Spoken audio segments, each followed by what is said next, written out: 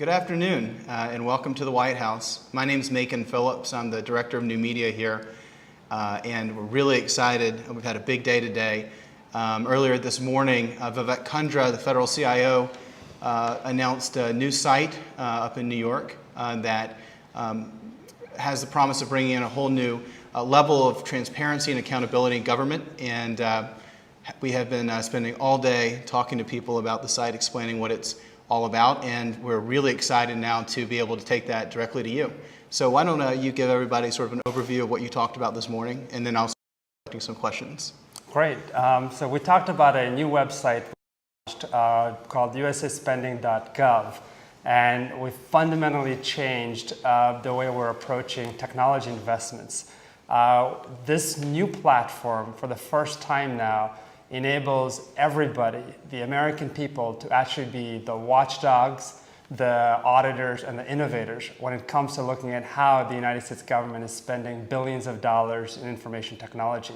What's really exciting, though, is that we recognize that the United States government does not have a monopoly on the best ideas.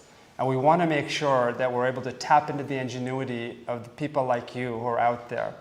And it's also based on something that President Obama did when he was senator.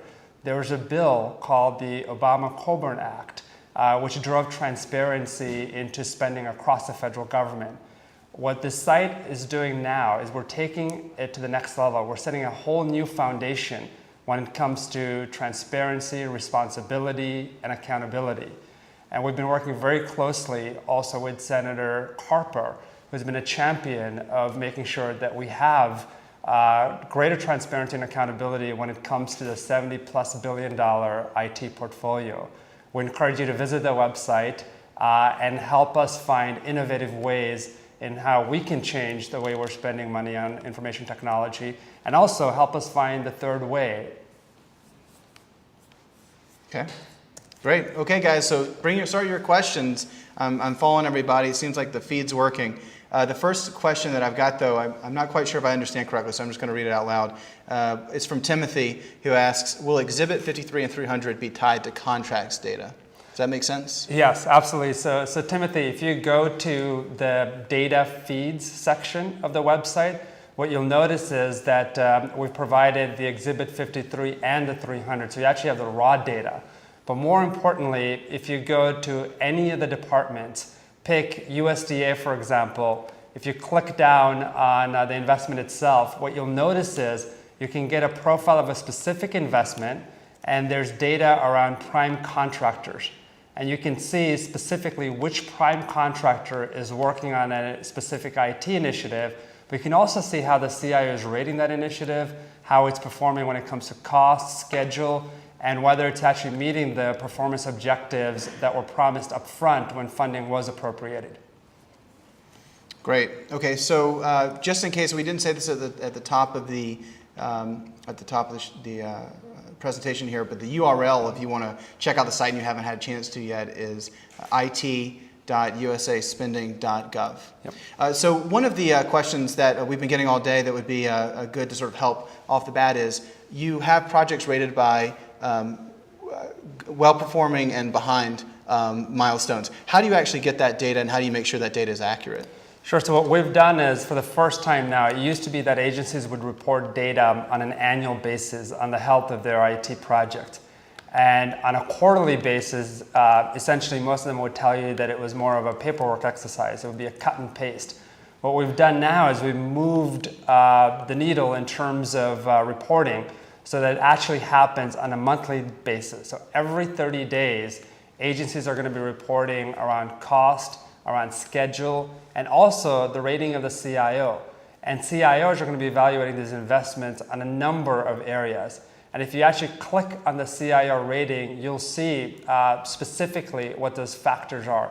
They involve everything from the performance of the project to requirements definition, to making sure that there's an active risk log, to making sure that people are getting, in terms of milestones, they're meeting those deadlines.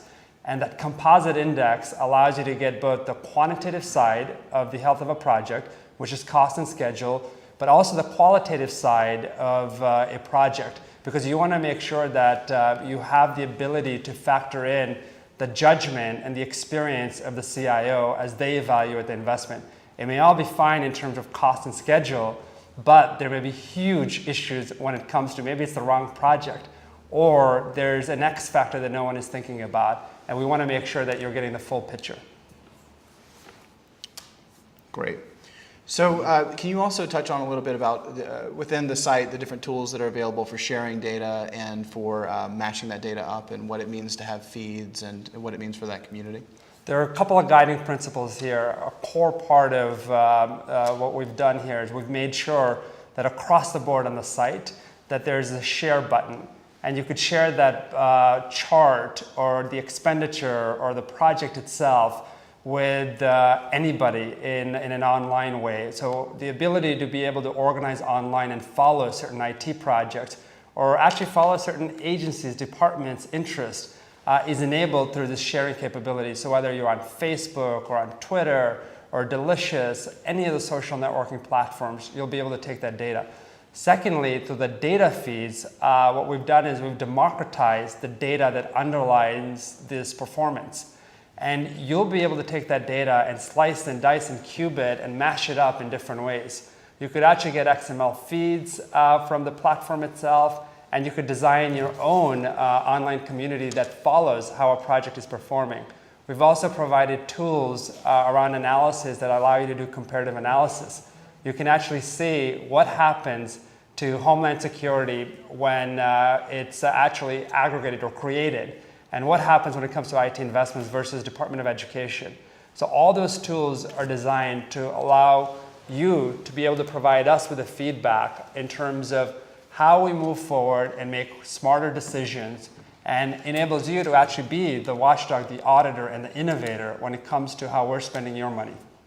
Okay, so you guys might have just seen a quick switcheroo while he was answering. We had some tech difficulties with the first computer, but now I have one that's working. I think we touched on this a little bit, but it's our first question. Bob Drake asks, who audits the reporters to make sure they're not fudging the numbers? And how do you do this without creating another bureaucracy? Great question. The way that the reporters are audited, there are a couple of levels.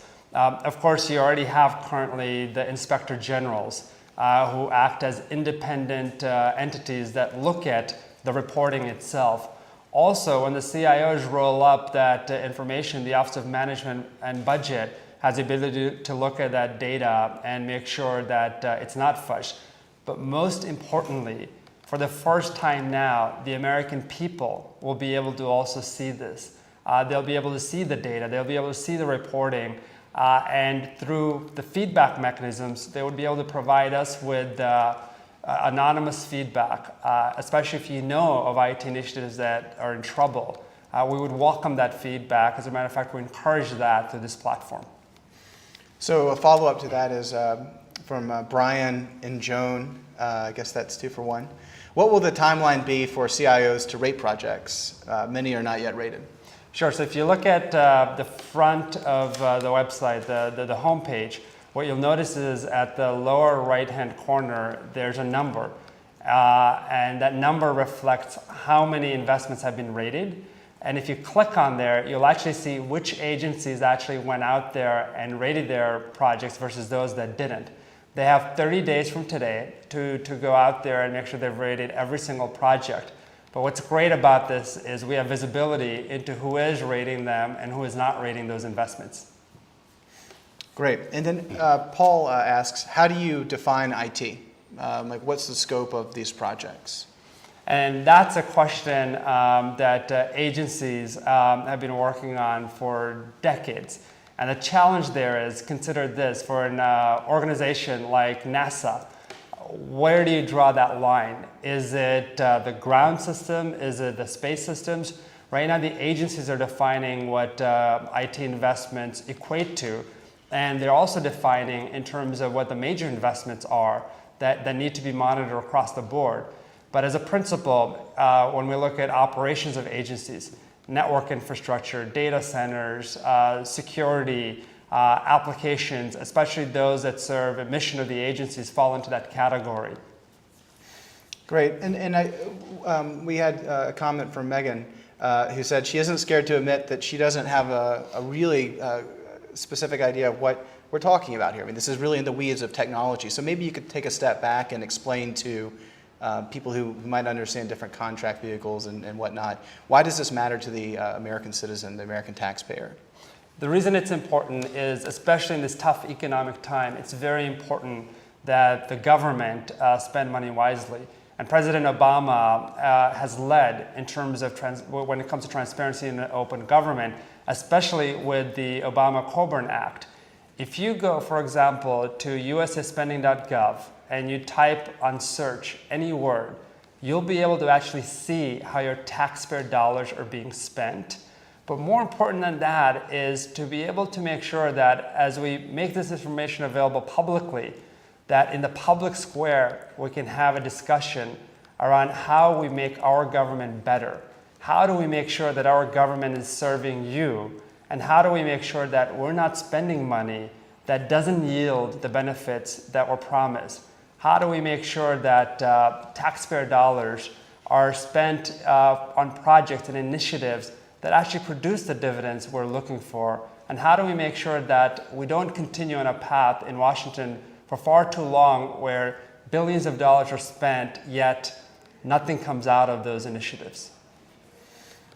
Okay, Regan Davis asks, what are the plans, timeline for adding increased commenting, ratings, and citizen interaction? So one of the things we're going to be doing right away within a week is we're going to be incorporating a blog that would allow people to give us feedback. Immediately, you could actually do that on the feedback page, where we can get feedback on a project level or overall on the site itself. But the idea here is we've launched it in beta. This is version 1.0, and we're looking to people like you to help us evolve this platform.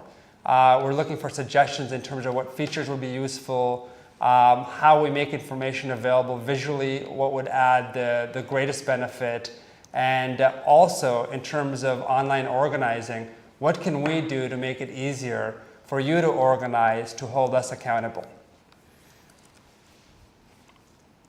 Okay, and we've gotten we've received a couple comments in the last few minutes. The URL again is it.usaspending.gov.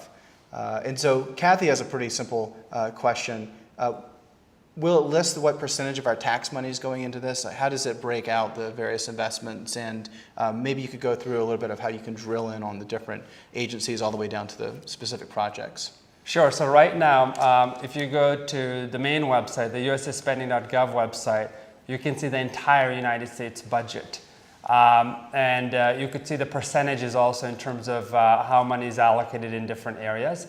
Once you look at that $70+ billion portfolio of IT investments across the federal government, you're actually able to drill down not only at a project level, but if you go to the analysis tab, what you'll notice is you could drill down to service areas. You could see how much money we're spending on service to citizens, how much we're spending on healthcare, how much we're spending on defense, how much we're spending on energy.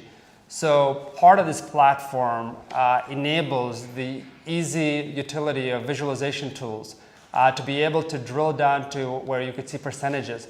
And actually on the analysis tab, you'll be able to look at the percentages, and the percentages change depending on what you click on. So you could see how much money we're spending, not overall, but also on specific areas around defense and energy and so forth. Okay, so we have two questions that are related. Joe Wilson asks, do you think that the American people are qualified to make value judgments on government IT programs? To which I think it's Pavithra follows up, how does all of these IT projects fit into the existing planning? And I guess the larger question is, you're asking a lot of people to send in feedback. How is it going to be received, and what's the impact of this project on the people inside government that are making these decisions? If you look at the history of the United States, we've gone through major transformations.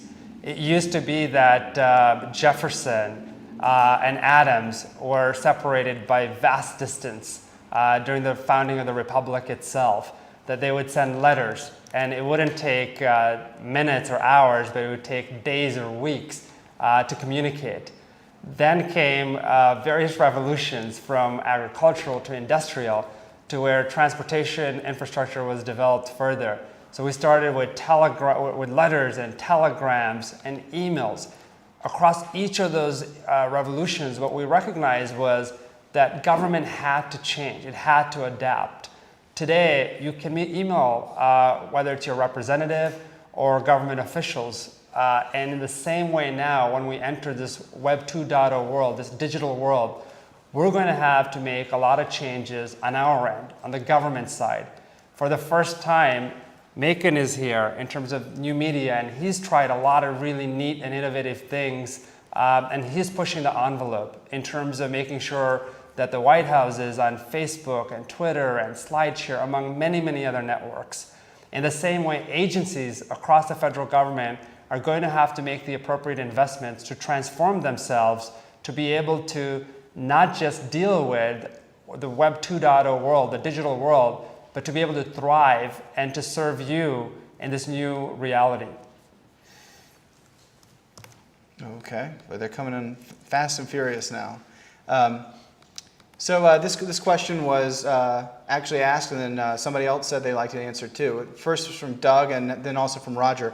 What keeps USAspending.gov and recovery.gov from being redundant if they both track how our tax dollars are being spent? Can you sort of explain a little bit about how this site is different than recovery.gov? Sure. So recovery.gov is focused primarily on the the ARRA Act, the Recovery Act itself. And it only tracks the $787 billion, whereas USAspending.gov tracks all funding across the federal government, including contracts and grants. It's much broader in scope. The recovery.gov is run by the Recovery Board, and USAspending.gov is run by the administration to track all funding that's associated with the budget itself.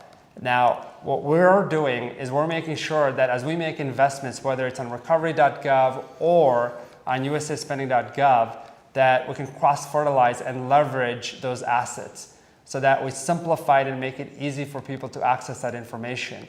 But recovery.gov also is going to have the ability to be able to track funding at the recipient level to make sure that recovery dollars that are being spent, we're able to track all the way down to every person who's receiving money when it comes to spending. Okay. Mariana has a question. Are there any security fears in regard to exposing all this information? Can you talk a little bit about what's on here, what's not, and just some concerns along those lines? Absolutely.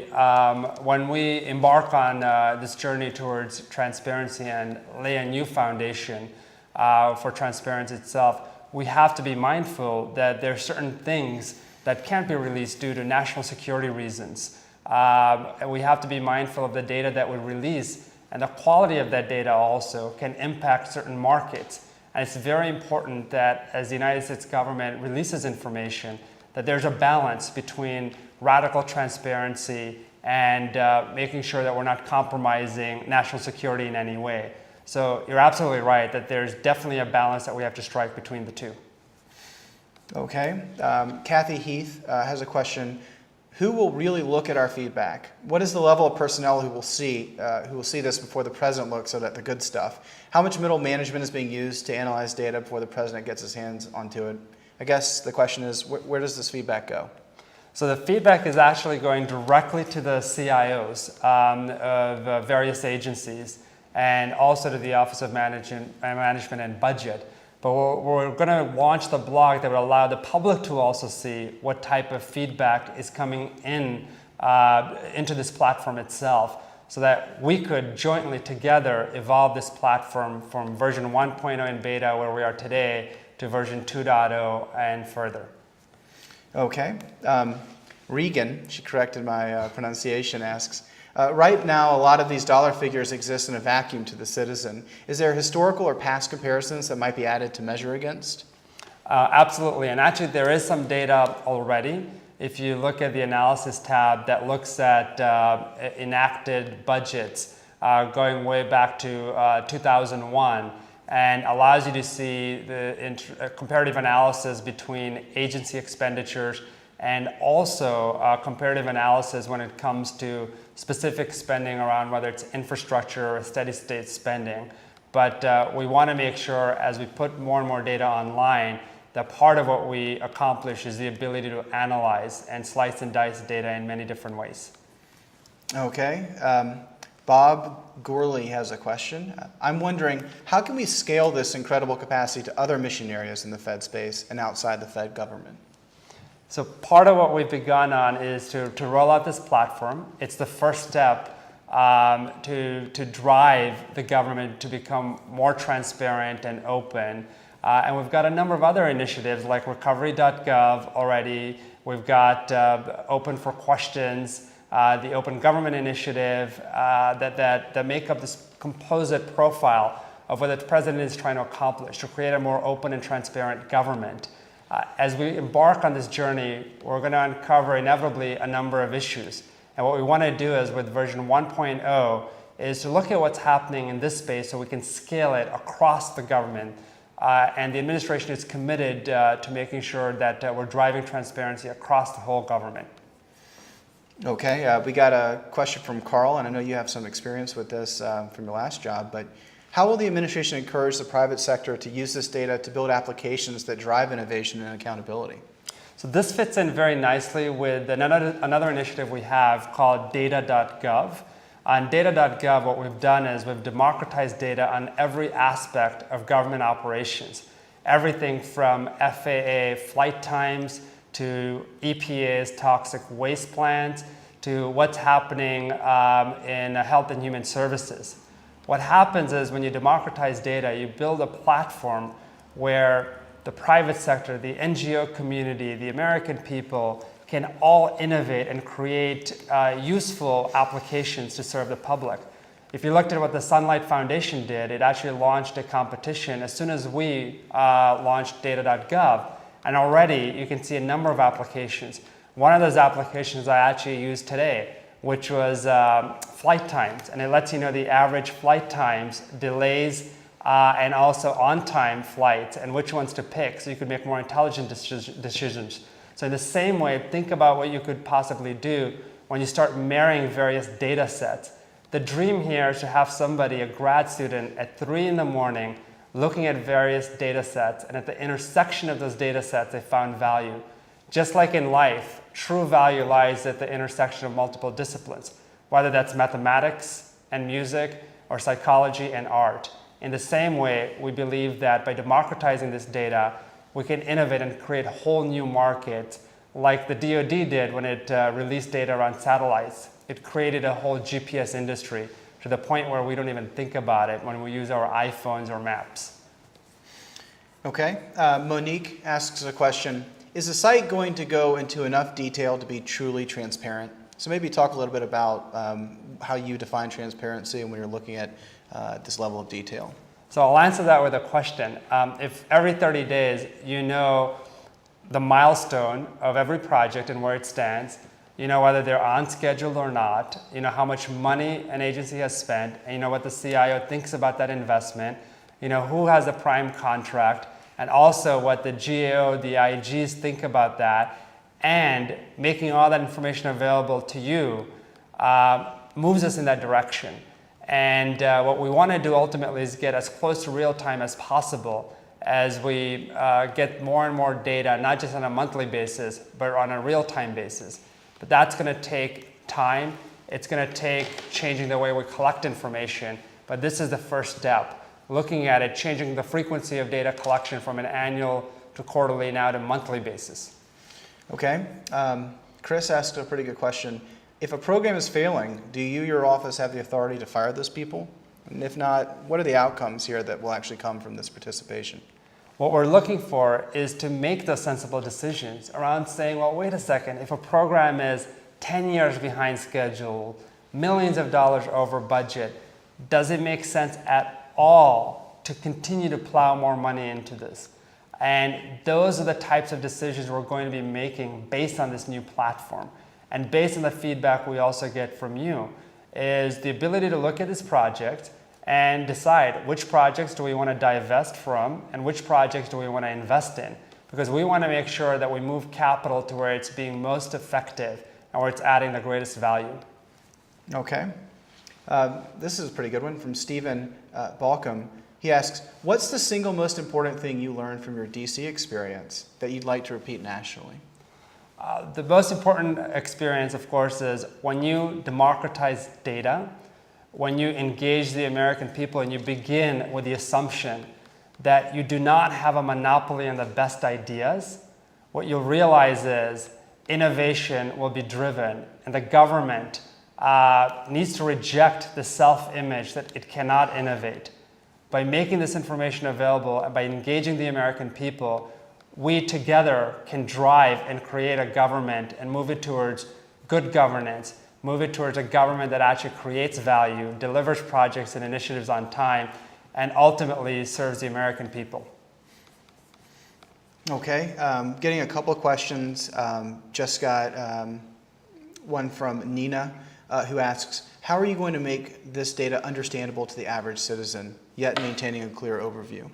We're actually going to present it in multiple ways. That's part of what we want to do, is for those people that want to be able to take the data and have the ability to slice and dice and program and create neat visualization platforms, they're going to be able to use it in the raw format.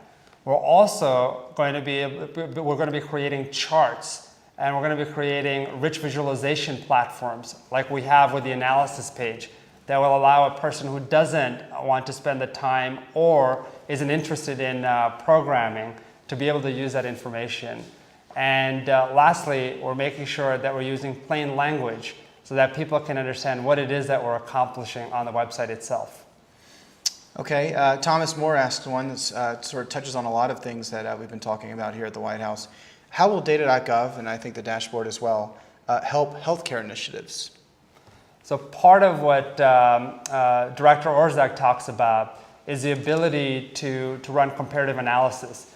Looking at, for example, how much does a hip replacement in Washington cost versus Boston versus Oklahoma City versus San Francisco.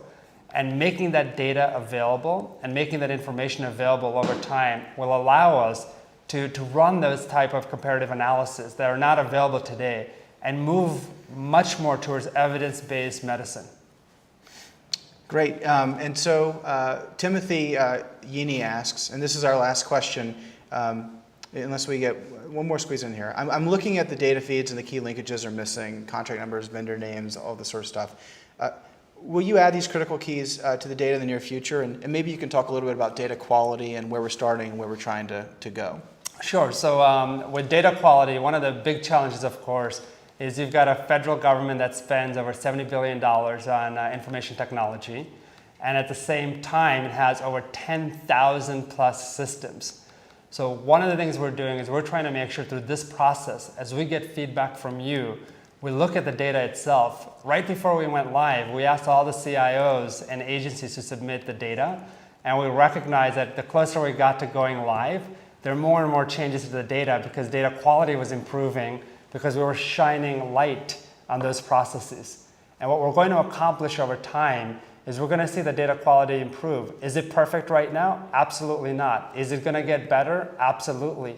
And as more and more people look at the website, as we use it to make decisions around public policy and investments, we're going to see the data improve significantly. Okay, well, that's our last question for this chat about the dashboard. And want to thank you for your time to come here and answer questions and participate in our little experiment here.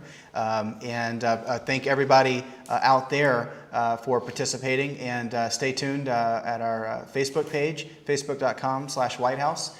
And so you're aware of the next one of these that we do. Great, thank you.